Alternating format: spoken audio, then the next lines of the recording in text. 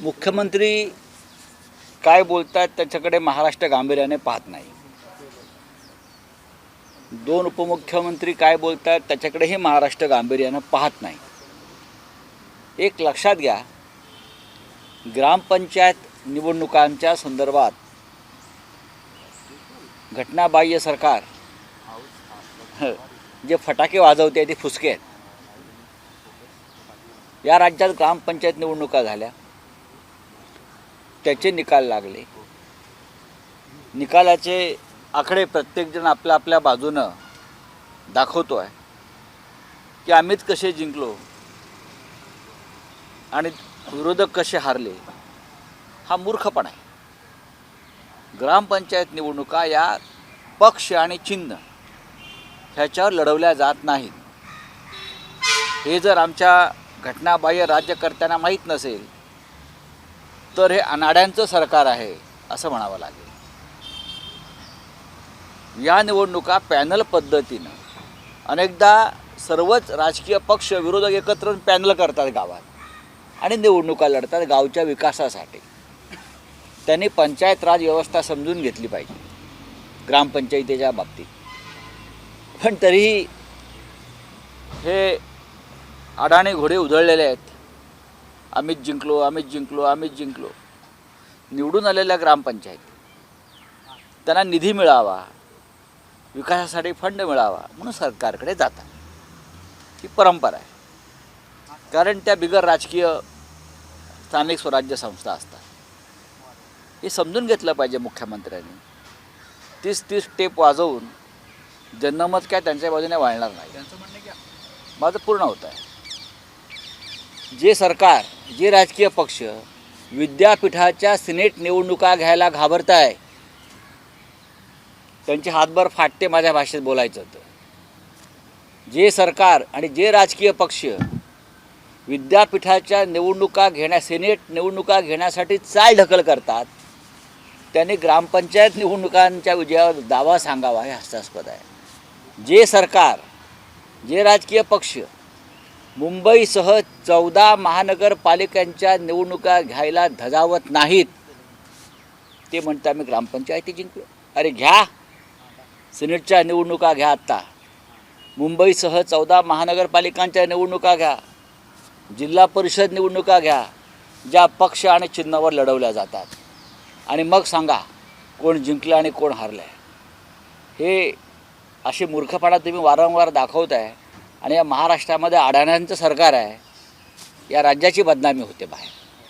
हां, आमचं म्हणणं आहे की पक्ष तुमचा जो आहे तो शेवटच्या क्रमांकावर कुठे आहे पक्ष? ज्या आकडेवारी आहे अहो ती तुम्ही आता तुम्ही उत्तर ऐकलंत ना का तुम्ही पण त्यांच्या पक्षात सामील झाला आहे. या निवडणुका चिन्ह आणि पक्षावर लढवल्या जात नसतील तर ते पक्षाच्या समोर आकडे कसे काय कोण टाकू शकतो? तसं म्हटलं तर पालघरला अख्खी शिवसेना जिंकली. आम्ही बोलतो आहे का?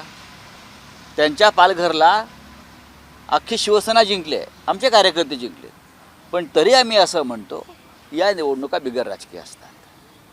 त्यांनी काही आकडे सांगू द्या, त्यांना आकडा लावायची सवयच आहे. 50 खोके, 40 खोके, 20 खोके ते आकड्यावरच जगतात. दिल्लीला एवढे खोके पाठवले, छत्तीसगडला एवढे खोके पाठवले. सध्या त्यांच्या आकड्याचेच खेळ चालू आहेत सर्वत्र ना.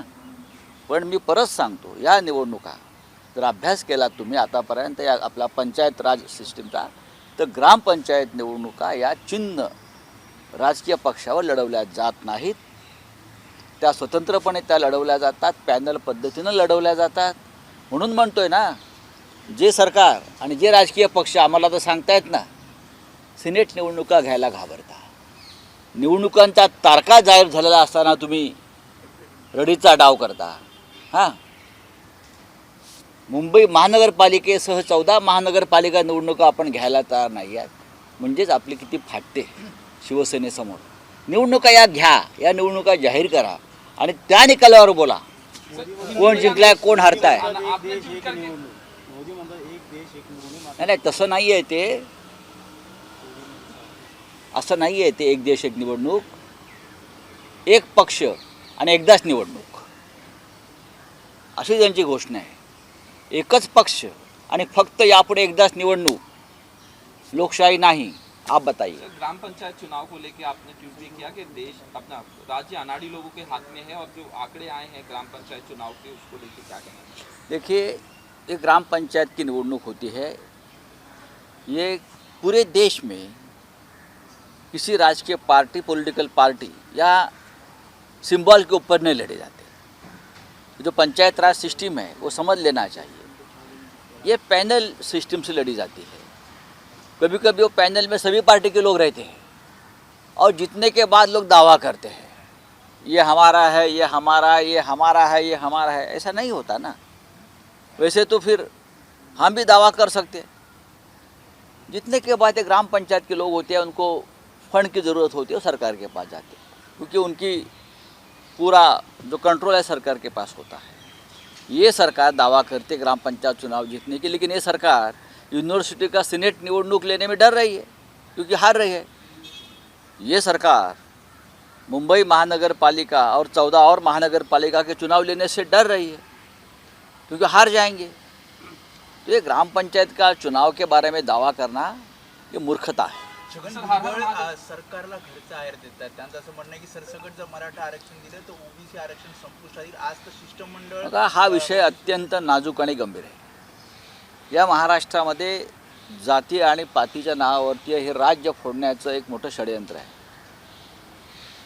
या राज्यामध्ये अस्थिरता राहावी कायम आणि त्या अस्थिरतेच्या नावाखाली या राज्यातला उद्योग, व्यवसाय, रोजगार हा बंद पडावा आणि बाहेर जावा एकाच राज्यामध्ये बाजूच्या, यासाठी हे टाकलेले डाव आहेत। आपल्या राज्यकर्त्यांनी, महाराष्ट्राच्या खास करून, त्यांनी या डावपेचामध्ये फसू नये आणि या महाराष्ट्रामध्ये सामाजिक एकता राहावी यासाठी सगळ्यांनी प्रयत्न करावेत, अशी शिवसेनेची भूमिका आहे। सर, आपने कहा था दिवाली से पहले हाँ? कुछ ना कुछ राज्य में करने की इनकी साजिश है, इस तरह से आपने कहा था, और अब इस तरह से ओबीसी और मराठा को लेके बात ऐसी है कि महाराष्ट्र एक प्रोग्रेसिव स्टेट है, जिन्हें हम पुरोगामी राज्य बोलते हैं। ये प्रोग्रेसिव स्टेट है।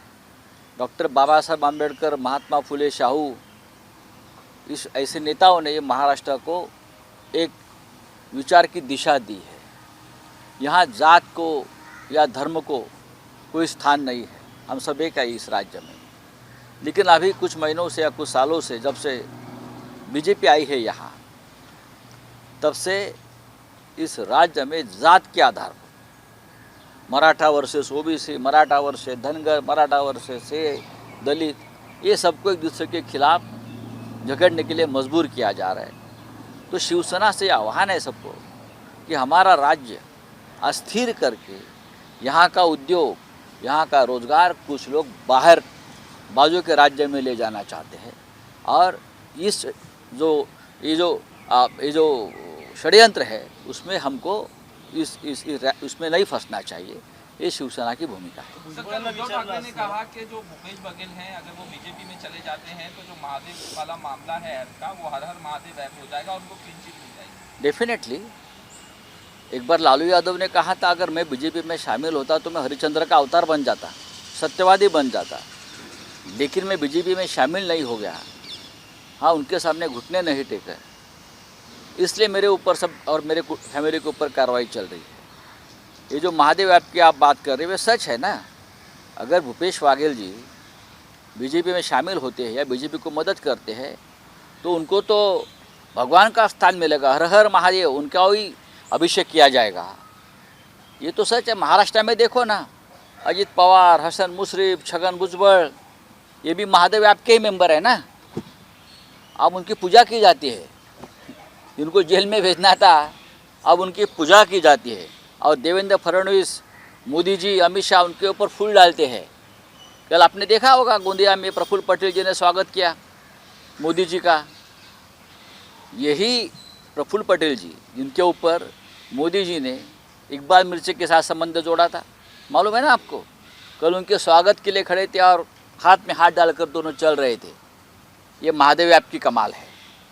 सर्वपक्षीय बैठकीमध्ये देवेंद्र फडणवीस लाठीच्या समोर बोलणार होते, मात्र त्यांना बोलून दिलं गेलं असं छगन भुजबळ होतं. त्यांना विचारलं असेल मला माहीत नाही बघा, ज्या गोष्टी मला माहीत नाही आतमधल्या कॅबिनेटमधल्या त्याच्याविषयी बोलणार नाही। बागेश्वरी नारायण समाज को सपोर्ट कर रहे, कहीं ना कहीं ये राजनीति देखिए बीजेपी की राजनीति हमेशा चलती है, अभी उसके ऊपर क्या बात करनी. चलिए आता थँक्यू. दिवाळी अंक येणार आहे त्यास आपबीती जेलमधले तुमचे देखील सहभागी दिवाळी अंक आला तो वाचा, मग मी आपल्याशी बोलेन. एबीपी माझा, उघडा डोळे बघा नीट.